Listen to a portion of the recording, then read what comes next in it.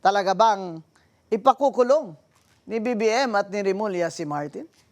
Palagay ko, yung senaryo ko lang akin lang to. Na magkainitan na, nalaman na ni Martin Romualdez na talagang gagawin siyang scapegoat o sangkalan para tumahimik na lang itong mga rally na ito, ibigay na ang malaking isda, and that big fish is Martin Romualdez. Siguro sinabi ni Martin Romualdez sa kay Ombudsman at kay BBM na if I'm going down, I'm taking you with me. Yan.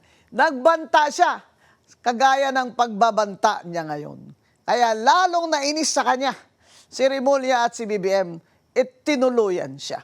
After all, when he is in jail, he can talk all he likes, but he's gonna grow old in jail. Yun ang sinasabi natin na hindi naman totoo na gusto talaga ni BBM na bumalik si Saldico. In fact, it is not an extradition because we don't have an extradition treaty with Prague. It is not also an Interpol network because this is obviously a deportation.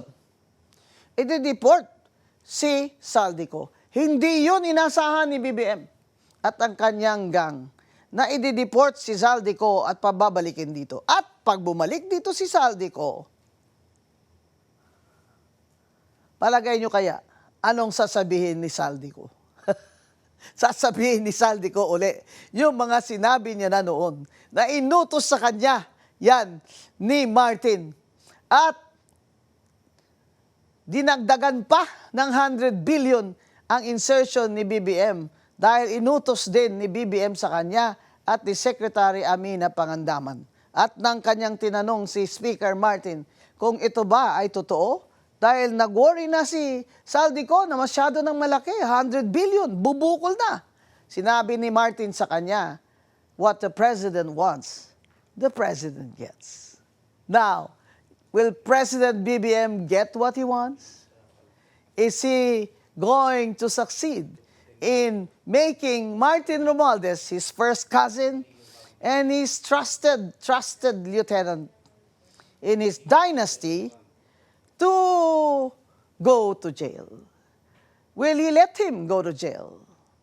And what will be the next steps of Martin Romualdez? If I were to advise Martin Romualdez, I'd say, tell the truth. Save yourself from the wrath of the people.